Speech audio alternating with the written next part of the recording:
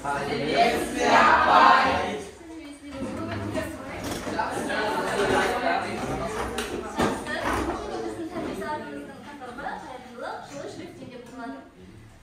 Бұнда интербесенің тақырыбына назар аударамыз. Бүгінгі біздің тәрбие сағатымыздың мақсаты баланың бойына рухани адамгершілік қасиеттерді ұялату, жақсы жаманды ажырата білуге, адамдық асыл қасиеттерді игеруге ықпал ету. Сонымен қатар Абайдың қара сөздерінің негізінде бір-бірімен қарым-қатынастарын жақсартып, оларды адамгершілікке, имандылыққа, шыншылдыққа, мейірімділікке тәрбиелеу біздің тәрбие сағатымыздың мақсаты. Шығармашылық қиял мен ой өрісін есе сақтау, желі ойлауын дамыта отырып, танымдық қабілеттерін жетілдіру осы мақсатты көздедік. Жақсы, енді балалар бір-бірімізге жақсы көңілмен бастау үшін шеңбер бойына жиналайық, жарай ма? Келе ойыңыздар. Бір-бірімізге ыстық лебіздерді білдірейік. Сен жақсысың, сен тамашасың.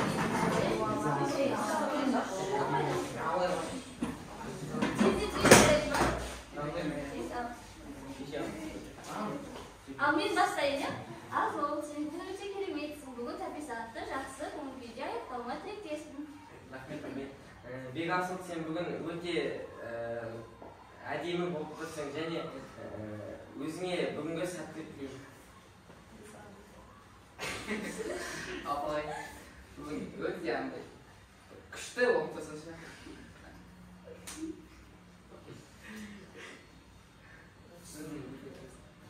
Әмина, сен бүгін өте көркемді болып тұрсың, бұл қайпыңнан қайма. Рахмет, Арсен бүгін өте әдемісің, саған бүгін күнге сәттілік тілейміз. Рахмет, Амина. Асема, сен бүгін өте сүйкімді болып тұрсың, саған бүгін күнге сәттілік тілейміз.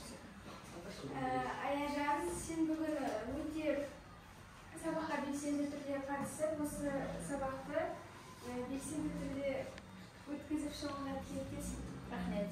Ахмет, сен өте ақылдысың, бүгінгі сабақта сәттілік тілеймін. Рахмет, Аяжан.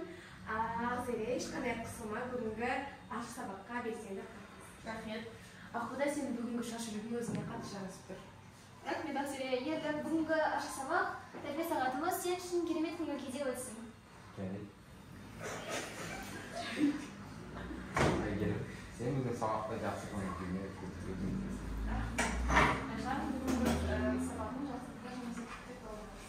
Рахмет, Ажар, сен бүгін шуақтай әдемі болып тұрсың.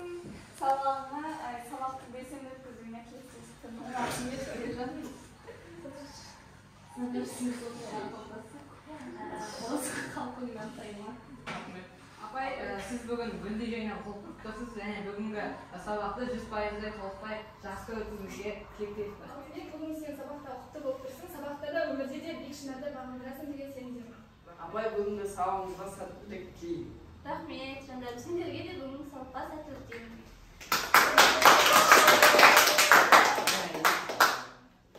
Олай болса, оқушылар, ең бірінші ой ашу әдісі арқылы сіздерге осы мектепке қатысты сұрақтар қойғым келеді. Біздің мектебіміз кімнің атында? Жақсы. Осы ұлы Абай Құнанбаевтың адам бойындағы жақсы қасиеттер туралы айтқан қандай нақылын еске түсіре аласыздар? Адамның бойындағы ең жақсы қасиеттер ыстық қайрат, нұрлы ақыл, жылы жүрек дейді. Олай болса, осы қасиеттер бойынша топтарға бөлінейік. Бірінші топ көрсетіліп тұрған жылы жүрекке орналасасыздар. Екінші топ нұрлы ақыл, ал үшінші топ ыстық қайрат. Жақсы. Енді олай отырмас бұрын әркім өзіне жақын бір айтып шықсын, е? Мысалы, кімге мысалы? Алтынбек, саған қандай жақын? Ыстық қайрат. Маған ыстық қайрат жақын. Санжар? Маған ыстық қайрат жақын. Ажар. Маған да ыстық қайрат жақын. Маған нұрлы ақыл. Жақсы. Ыстық қайрат. Нұрлы ақыл. Жылы жүрек. Ыстық қайрат. Жарай, сендер нұрлы ақыл, жылы жүрек. Жылы жүрек. Жылы жүрек. Бекасыл. Жылы жүрек. Жылы жүрек. Нұрлы Тамаша. Сендердің ойларында осындай қасиеттер бар деп сенемін. Сенім ол жақсы еді. Топтарға отыра қойыңдар.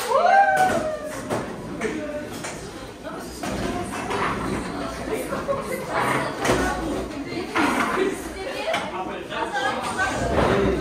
сұрақтар қояйын, жарайды ма?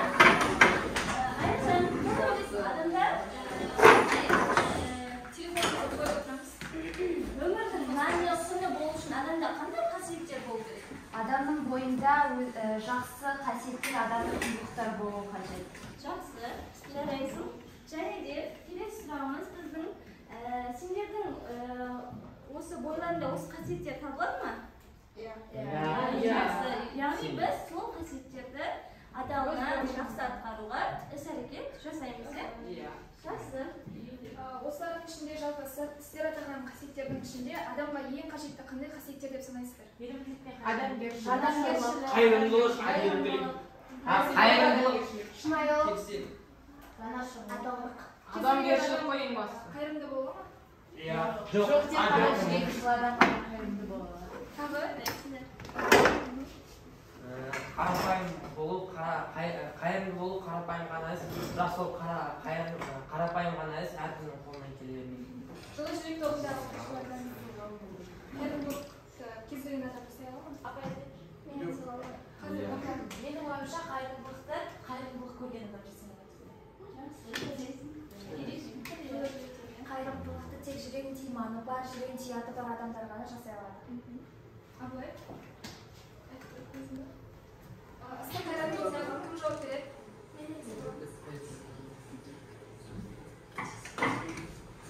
Мейірімділікті, жүрегі нағыз таза, қоғамға тек жылы көзқараспен қарай алатын адам ғана жасай алады.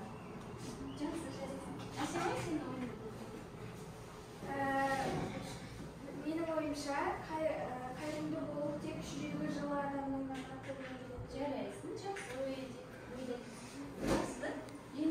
Ендеше біз бүгінгі тақырыбымызды Абай Құнанбайұлының қара сөздері арқылы жеткізіп көрейік. Жақсы, балалар. Біздің тобымыздың аты да осы тақырыпқа сәйкес келеді, нұрлы ақыл, ыстық қайрат және де жылы жүрек. Енді осыған байланысты Абайдың нешінші қара сөзі бар еді? 17-ші.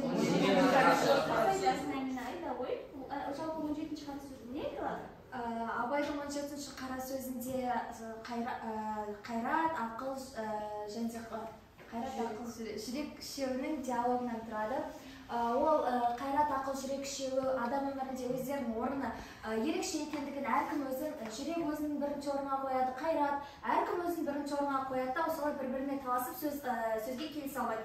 Ақырында олар ғылымға жүгіну арқылы өздерінің ойларын білдіреді. Соңында ғылым айтады: барлықтарың сен үшеуің бастарыңды қосып барлығын жүрекке билетсеңдер, сендер тек адам өмірінде алатын орындарың ерекше болады. Сен үшеуің де орындарың ерекше, бірақ барлығын жүрекке билетсеңдер, сендер ең жақсы мінездерін білер боласыңдар деп солай айтқан болатын ғылым.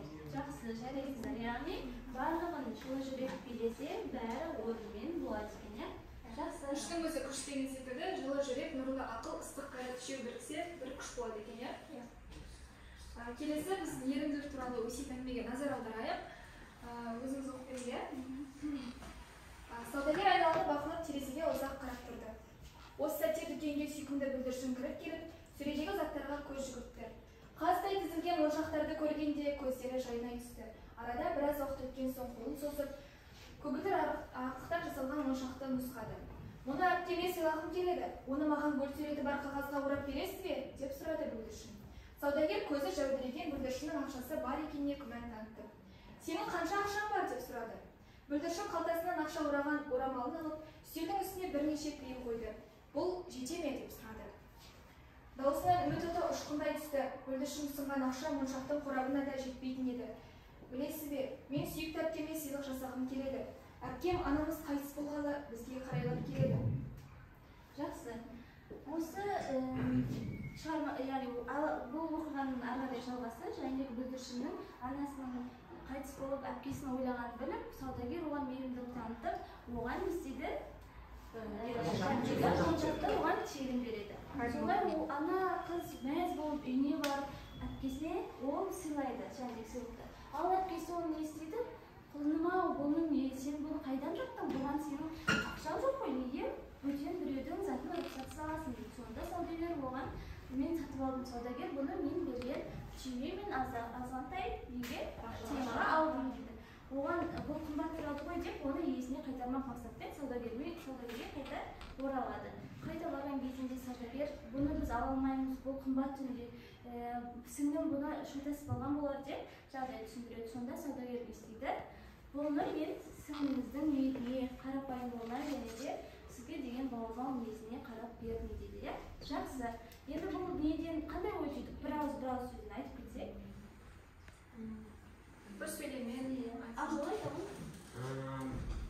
Бұл ақиқат оқиғадан өсиет әңгімеден мен жаңағы саудагердің жүрегі жылы өзінің мейірбандылығын жаңағы балаға аяушылықпен, қайырымдылықпен жаңағы қымбат моншақты беруін түсіндім. Бұл жерде әкесінің моншақты қайтып алып кетіп беруі, ол да адамгершілікке жатады. Себебі мысалға басқа адамдар болса, ол мысалға ол моншақты алып қалар еді, ал әкесі оның ақшасы оған жетпейтініне күмәнданып барғаны, ол да бір адамгершілікке жатады. Жақсы, жарайсың. Бұл өсиет әңгімеден түсінгенім, әрбір адамның жасаған, яғни бір адамның жасаған қайырымды ісі бізге адамның өмірге деген көзқарасын өзгертуі мүмкін. Жақсы. Не істесең, өзіңе сол келеді деген нәрсені ұғындырып береді. Барлық нәрсе Ақ жүрекпен, ниетпен жасалған кез келген жақсы іс кейін өзіне міндетті түрде қайырымдылықпен қайтып келетін болады. Жақсы, жарайсың. Жол жүректің ешкім айтпаймын, бірге солай айтамын. Бұл өсиет әңгімеден екі тараптың да адамгершілік қасиеті көрінеді. Жаңағы сатушы кішкентай қыз келген кезде ол өз андай жағдайын біліп оған жаңағы моншақты береді ғой. Ал оның әпкесі әпкесіне салған кезде әпкесі қымбат екенін біліп оны жаңағы адамгершілік қасиетпен өзіне апарып береді. Бірақ сонда да жаңағы адамгершілік қасиет танытып моншақты береді. Аяжан сен айтасың. Менің ойымша бұл өсиетте ең маңызды қасиеттің бірі мейірімділік және адамгершілік болып саналады. Жаңағы саудагер өзінің мейірімділігімен кішкентай баланың көңілін қалдырғысы келмей, соған моншақты сыйға береді. Ал әпкесі адамгершілік қасиетпен оны керісінше ақшасы жетпегенін біле тұра, соны қайтарып бергісі келеді. Жарайсыңдар, біраз ой түйген секілдісіңдер. Осы берген жауаптарына, сендердің ойларында да адамгершілік қасиеттердің дарағанына куә болып отырмыз. Келесі тапсырма сіздерге осы ізгі ісінен опық жеген жан болмас тақырыбында үш түрлі постер қорғайсыздар. Уақыт 7 минут беріледі.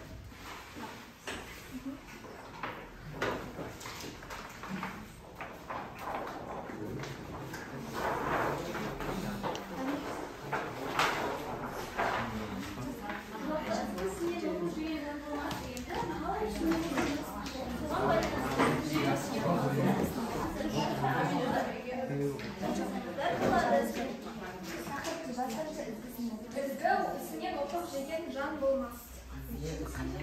Жаңа мейірімділік әңгімесіне байланысты. Ізгі ісінен опық жеген жан болмас.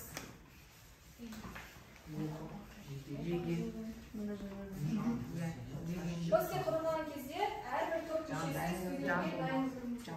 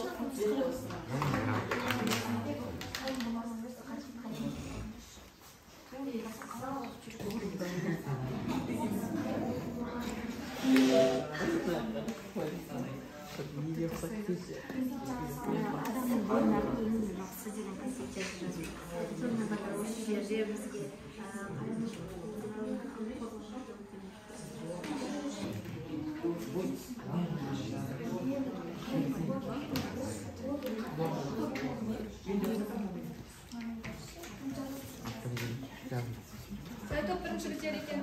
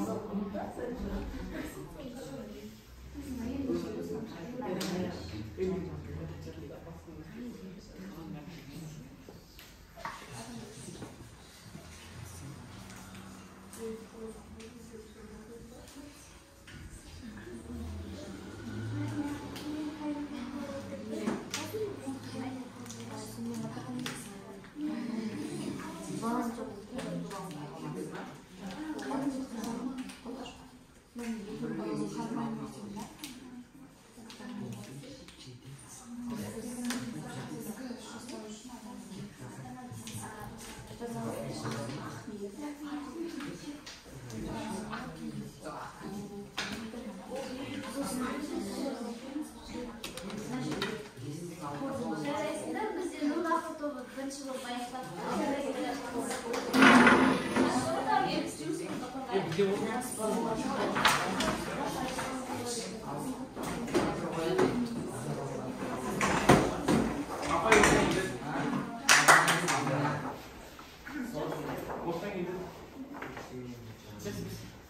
біздің топтың аты Нұрпа Ақыл. Және де бізге берілген сөз бұл қайырымдылық. Бізде топ оқушылары әркім өзінің ойлаған жастықта ертең басында қалған топ тыңдаймыз. Тыңдастырсақ тыңдаймыз. Бізге жалпы менің ойымша қазір мақал бар ғой, біреуге сүйеу дейді ғой.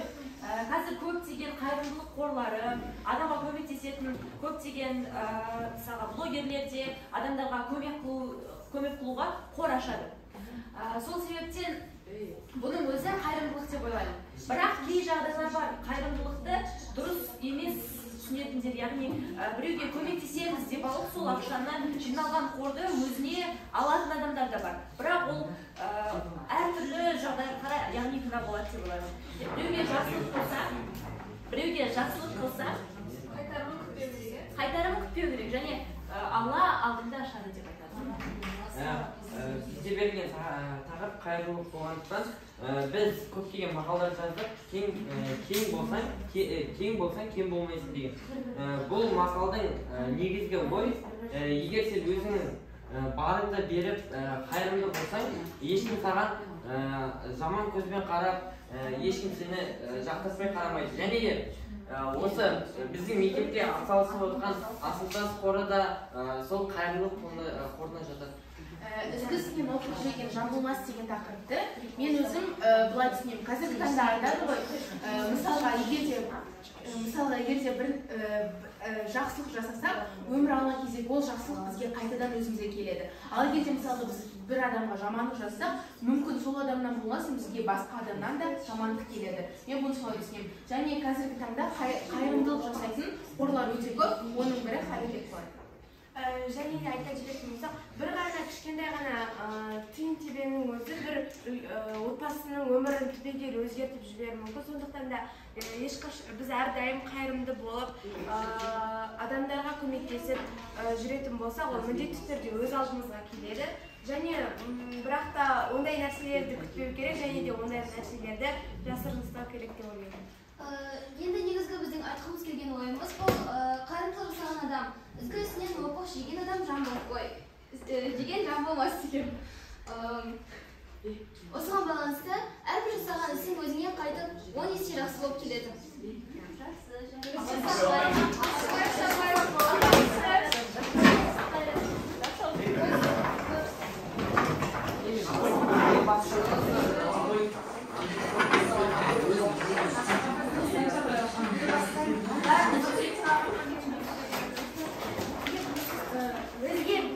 Біз ыстық қайрат тобымыз, бізге берілген тақырып ізгі ісінен опық жеген жан болмас. Біз өзіміздің постерімізде қайырымды жанның бойында болуы керек қасиеттерді атап кеттік. Ең біріншіден ол кісіде жүрегі жылу болу керек. Яғни жүрегі мейірімділікке толы болу керек. Мейірімділікке, жанашырлыққа, пейілділікке, қайырымдылыққа толы болу керек. Қандай іс бастамас бұрын адамда алдымен ниет болу керек. Ол іске деген және оны жасай алуға деген жауапкершілік болу. Ниет адамды не нәрсеге жеткізеді? Ниет не үшін керек жалпы? ниет нәтижеге жеткізеді. Ниетің болса барлығын істейді. Ниетің болса қайырымдылық көрсетіп, қолыңнан келген Жақсы ниет пен жақсы харекет болашақта өзіңе де сондай жақсы амалдар істейді. Мысалы, ниеттеніп ішкен дәрінің өзі ем болады. ниеттен жасаған тамақтың өзі дәмді болады. Сонымен қатар жаңағы айтып жатқандай қазіргі таңда қайырымдылық қорлары бар. Тек сондай үлкен кісілер ғана емес, волонтерлар, еріктілер өздерінің ұйымдарын құрып, қазіргі таңда көптеген қарт кісілерге, балалар үйлеріне көмектесуде. Алдыңғы алғыс айту күнінде біздің мектебімізден де 10-шы Ә сыныбы балалар үйіне барып көмектескен болатын. осындай іс-шаралардың барлығы адам өмірінде бір жетістікке, жүрегінің ақтығына жеткізеді деп ойлаймыз. Кез келген жақсылықты жасау үшін үлкен тұлға болу міндетті емес. Адам өмірге адам болып келгеннен кейін осы тұрысын сақтап қала білу керек.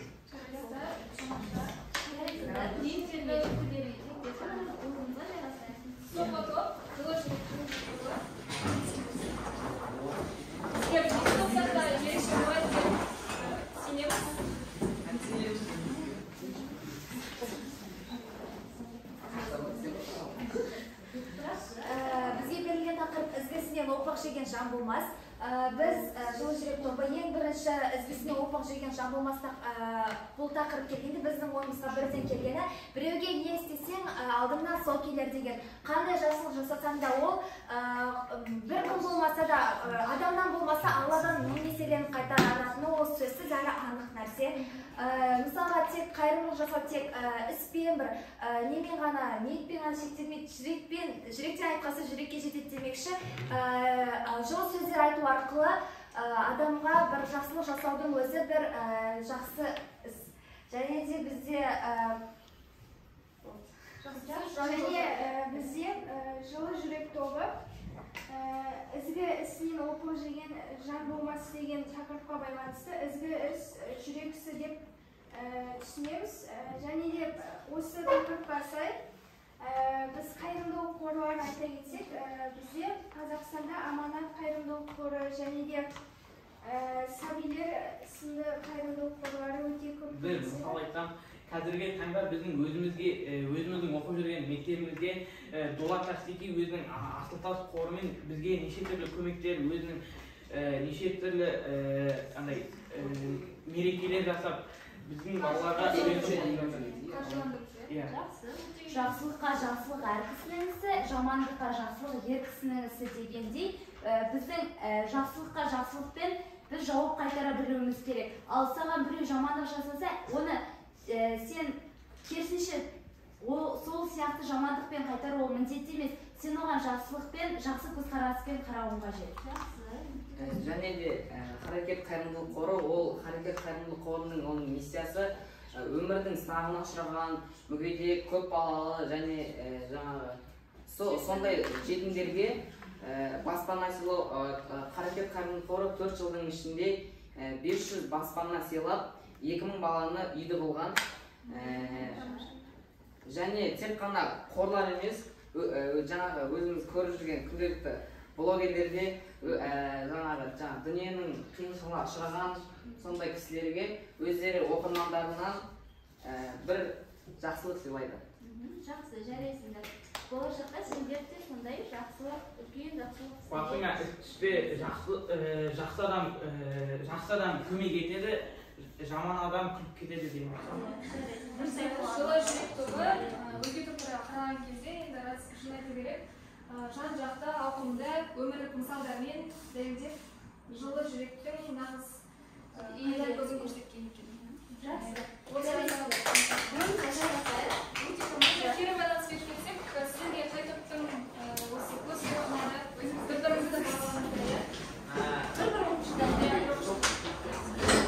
жолдар шешім қабылдап, бір тоғымда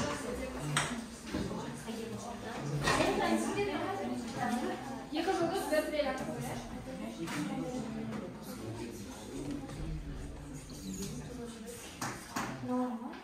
Айжан, бір топта айта кетесің. Менің ойымша бізге ыстық қайрат тобынікі ұнады. Себебі олар жан-жақты қарастырып, өз ойларын айта кетті. Бірақ қосымша мәліметтер тағы да толықтыру қажет деп ойлаймын. Жақсы, жарайсың. Енді сенің қалай өзің? Әркім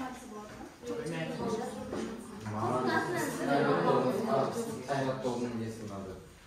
Постері ұнады.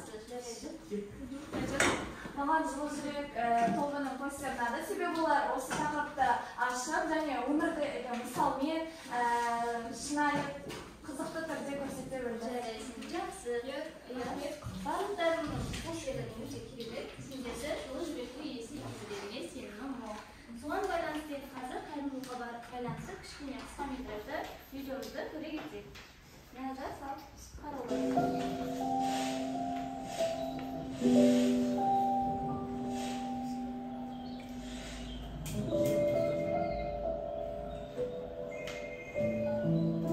Алло, жиен? Сен айтқан арматтап отырмын ғой? Көрдім, кел қараңыз. О, жиен!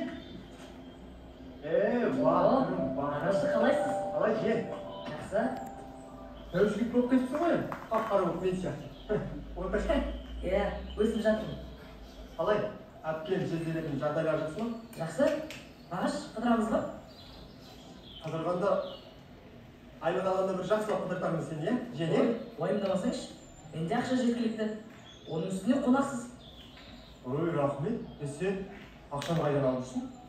Әкем әр бес алғаннан 5000 теңгеден береді. О, жақсы. Айтпақшы, әжем май қылып беріп жіберген. Бір пакет қылып беріп жіберген ба? Жоқ, азын албақ. Онда мына пакетке не сауда алғансыз? Бұл пакет менің пакетім емес. Менікі мына сумка ғана. Бұл пакет біреудікі қалып кеткен болар. Ішінде не бар екен? Көрейікші. Жиен?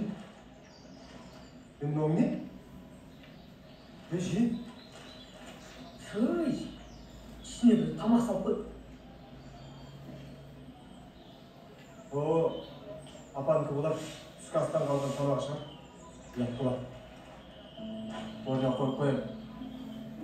Нағашы, менде бір зор идея бар. Не идея? Қазір көресіз, қызық болады.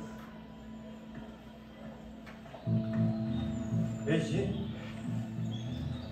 Не істеп отырсың? Жиен? Қазір апа, қақпай іздейді. Қызық болады, үдірмей отыра беріңіз. Жиен? Үлкен адамды әңгерге салып, көңіл көтергеніміз адамдыққа жатпайды. Қазір қызық болады деймін. Менде сенікінен де зор идея бар. Қандай? Пакетті бер әкеші. Маған қарызға 5000 теңге беріп тұршы. Айлық түскен кезде қайтарамын. Олай сұрақ беремін ғой, нағашы.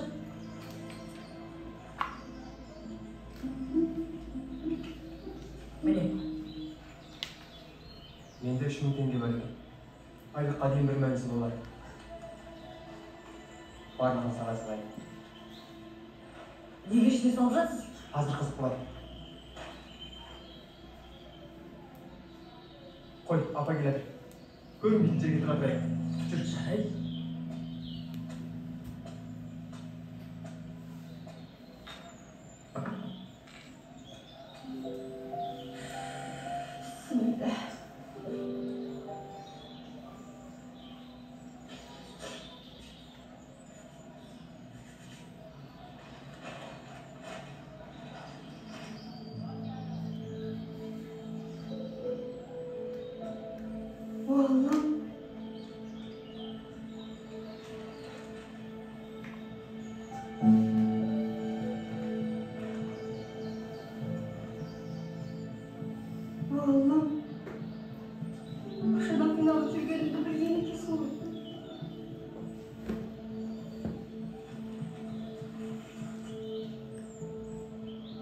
Осы ақшаны салған адамның ата-анасына мыңда бір рахмет.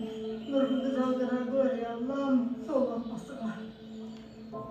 Естідің бе жиен? Бір жақсылық жасадың, ата-анаңа рахмет айт. Ал пакетін тық болғанда, атаңа нәлет деп айтып едім мүмкін. Кешіріңізші, ыңғайсыз болып қалды. Біреудің затын тығып, қиналғанын көргенше, жақсылық жасап қуанғанын көрген қандай бақыт. Иә, байқадым нағашы. Баласынан қуанып қалатын болды ма? Сен бүгін әкеңе алған бесінде емес, жасаған жақсылығыңды айтшы. Қалай қуанғанын байқайсың?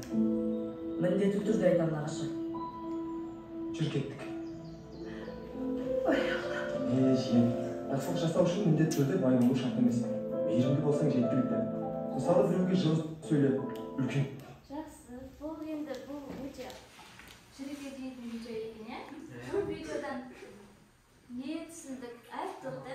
Кім ой білдіргісі келеді? Апа мен айтсам болады? Апа мен айтсам. Бұл қысқа метражды фильм жоқ видеодан мен түсінгенім жаңағы нағашысының өте мейірімділігі соншалық жаңағы апаға ақшалай кішкене болсын өзінің көмегін тигізіп өзінің азғантай ақшасы болсын берді. Ал балаға келер болсақ, ол әкесінен күнде әр бес алғанына 5.000 теңге алғанша, одан да сол әр бес алғанында сол ақшаны қайырымдылыққа жұмсаса жақсы деп ойлаймын.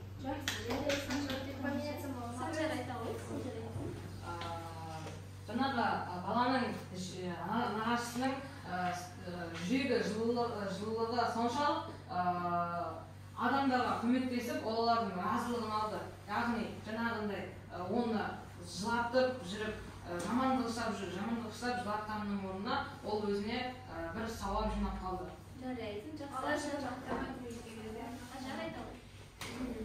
Мен осы жерде жаңағы бала мен нағашысының әрекетінен бөлек әкесінің берген тәрбиесі туралы айта кеткім келіп отыр. Баланы бес алған кезінде оны ақшамен марапаттаудың орнына отырып өзінің тәрбиесін, ақылын, рухани құндылық сыйлайтын болса, ол балаға пайдалырақ болатын еді. Жақсы, жарайсың.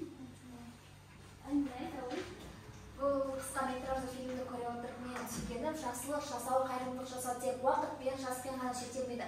Жақсылық жасау үшін сен жүрегіңде иманың кішкене, өзің жүрегің жылы болатын болса, кез келген адамның қолына жақсылық жасау келеді.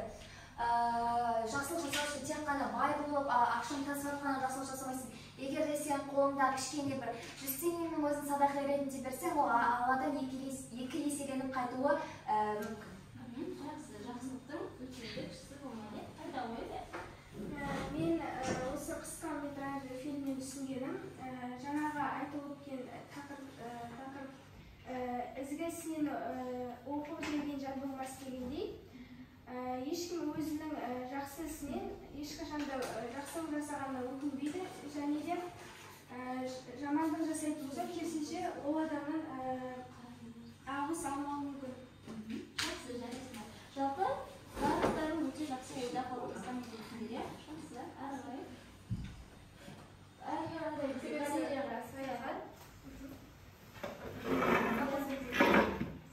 яғни бізде қалай қалып тұрсаңдар, айналамызда нақыл сөздер жазылады. Сол нақыл сөздерді алып, бізге мағынасын айтып берді, яғни сендер қалай түйесіздер? Бұл нақыл сөз Франсуа де ла Рошфорконікі. Жұрт қайырымдылық жақсы қасиет деп есептесе де, кейде ол мақтаннан, кейде жалқаулықтан, жиі қорқыныштан, ал көбіне үнемі осы үшеуінен қатар туындап жатады дейді. Мен бұл нақыл сөзден түсінгенім, адам қандай жақсылық жасамас бұрын, яғни бір қайырымдылық жасаудың алдында, ол қайырымдылық жасайтын кезде оны үш қасиет артқа тартып тұрады. Ол бағанағы мақтан, қорқыныш және жалқаулық сол адамды артқа тартып тұрады. Сол жайлы жазылған деп ойлаймын.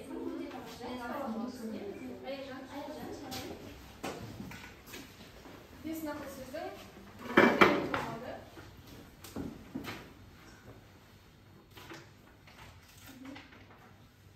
Мен Әл-Фарабидің адамның әуелден тоқымашы немесе хатшы болып тумайтыны сияқты, қайырымдылық пен жаман қылықтық та адамға әуел бастан жаратылысынан дарымайды. Бұл нақыл сөзде айтылғаны, адамның жамандық жасауда, жақсылық жасауда оның ойына байланысты, алған тәрбиесіне, жүрген ортасына байланысты. Мысалы, мен қазір жаман адамдармен жүрсем, жаман қылық жасаймын, ал жақсы ортада жүрсем, жақсы қылықтар жасап, жақсы әдеттер жасаймын деген ойдамын. Адамның ортасы енді келе ғой,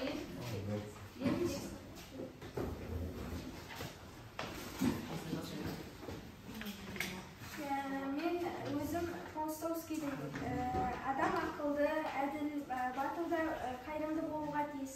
Тек сонда ғана осынау адам деген атпен атауға құқығы болады деген сөзді таңдап алдым. Себебі осы қасиеттер адамның бойынан табылса, ол осы мәртебелі атпен атауға құқығы болады деген ойдамын. Жақсы, жарайсың, өте тамаша. келесі кім шығады?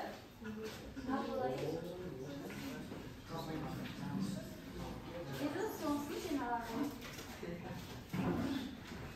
жамандық жасасаң да жақсылық жасасаң да жауапсыз қалмайды. Яғни бағанағы кинодан көргендей, егер де жаман бағанағы пакетін ұрлап кететін болсақ, ол несін ұрлап, анау бағанағы айтқандай, жаман қарыстауы мүмкін. Ал бағанағы жақсы қасиетін жасап, ол өзінің әке-шешесінің берген тәрбиесіне және жүрген ортасына да жақсы бала деп ойлайды. Бата алады. Иә, бата алады. Жақсы, жарайсың. Ойыңды жақсы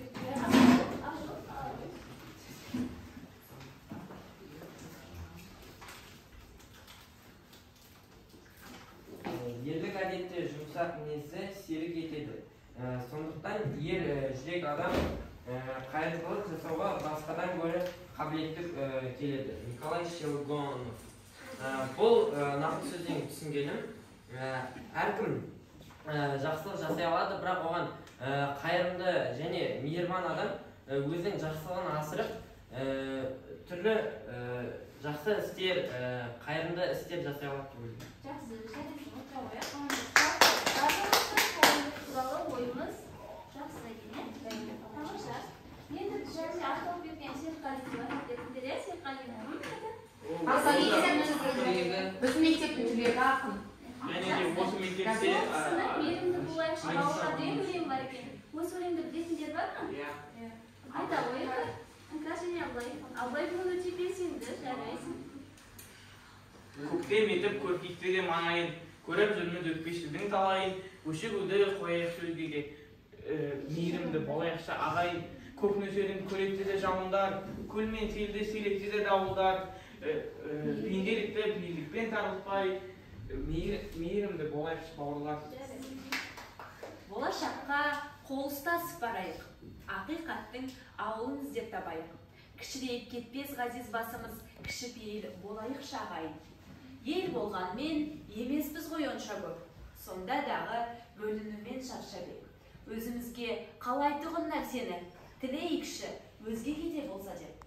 Ұлттың қамын жүректермен ұғынып, жұрттың жүгін көтерейік жұмылып. Қаратайық құбылаға жүздерді, таратайық адамзатқа жылылық. Сабағымыздың да қорытындысы осы өзіңізге қалайықшы дегенді, өзіңізге қалайтын нәрсені тілейікші өзгеге деп, яғни өзіне қалайтын нәрсені өзгеге де қалау деген ұғыммен білдірді, иә? Жақсы. Келесі, және Абай атамызды бекер сөз қылған жоқ бізде. Ол кісінің адамның мінез-құлқына, қайырымдылыққа байланысты бірнеше қара сөздер бар. 19-шы қара сөз жайлы кім біледі? Ажар айта ғой. Мағынасын айтқан болады. 19-шы қара сөзде адамның есті болуы керек туралы. Өсе келе білмейтін дүниелерімізді естіп, көру арқылы өзімізге сіңіретініміз туралы. Осындай дүниелерді естіген кезде жақсы дүниелерді ескере білуіміз қажеттігін, біреуден жақсы харекет көрсек, соны өзімізге үлгі қылып алып, жаман харекет көрсек, содан өзімізді аулақ ұстауға тырысуымыз керектігі туралы айтылып ой қозғалады.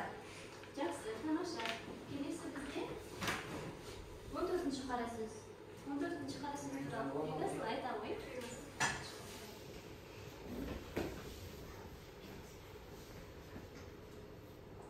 Тірі адамның жүректен аял жері бола ма? Біздің қазақтың жүректі кісі дегені батыр дегені. Онан басқа жүректің қасиеттерін анықтап білмейді. Рахымдылық, мейірбандылық, түрлі істе адам баласын өз бауырым деп өзіне ойлағандай ойды оларға да ойласа игі демек. Бұлар жүрексі, асықтықта жүрексі. Тіл жүректің айтқанда көнсе жалған шықпайды. Амалдың тілін алса жүрек ұмыт қалады. Қазақтың жүректісі мақтауға сыймайды, айтқанға көнгіш, уағдада тұрғыш, бойын жаманшылықтан тез жеп алғыш. Адасқан көптің басын бұрып алға жараған, әділетті ақыл мойындамаған нәрсеге оңайда болса мойындамау. Әділетті ақыл мойындамаған нәрсеге қиын да болса мойындамау ерлік. Батырлық осы болмаса қазақтың айтқан жүректісі әнші жүрек емес, қасты жүректі дейді.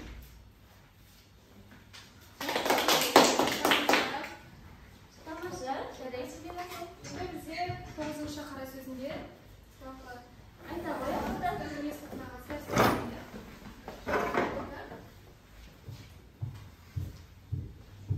Тоғызыншы қара сөз. Абай атамыз өзінің 9-кара сізде қазақ екен айтқан. Және де өзімнің қазақ болсам да, қазақты жақсы көрем бе, жек көрем бе, оны білмеймін депті. Оларды жақсы көрсем, олардың әрбір ісін жақсы көріп, оларды қоштамасқа неге керек депті. Егер жақсы көрмесем, олардың жай жатқан жеріне не болды, не болыпты деп, барып жайын сұрап неге келеді деп.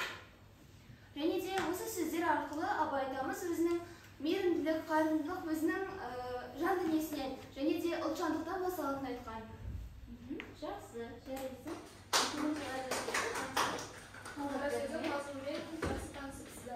Жақсы. Енді келесі жаттығуымыз, яғни сіздермен кері байланысты, яғни сіздердің бойларыңыздағы жүректен жүрекке, яғни бір-бірлеріңіздің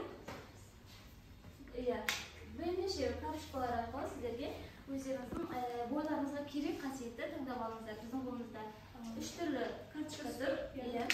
Біздегі бұнда қызыл түс адамгершілік, сары адалдық, қызғылт, мейірімділік. Бірақ біз бұл жерде әртістікпен бірге алдық түстерді, соны таңдап алыңыздар. Тез етейік.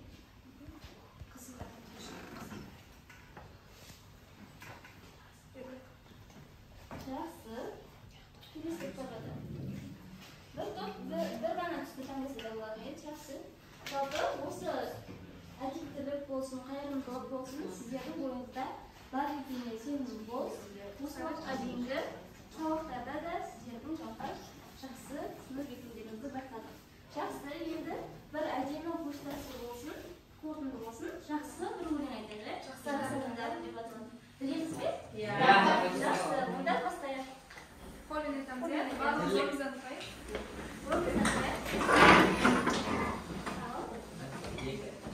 Тірліктен іздеп келеміз пайда, қол созамыз көп, мейіріміз айға. Күш қанатындай, құс қанатындай, мейірім қайда, мейірім қайда. Береке дейтін базарым қайда, иман мен дәстүр ғажабым қайда. Әр қазақ менің жалғызым дейтін, қазағым қайда, қазағым қайда. Жақсы адамдарым, бақытты өмірдің басқа адамдарым, тектілікпенен татулық дейтін, берік болсын жалғасқан малдарым. Жақсы адамдарым, келмемесіңдер патшадан бәрің, ескі өмірде жасалсын мәңгілік. Жақсы адамдарым, жақсы адамдарым.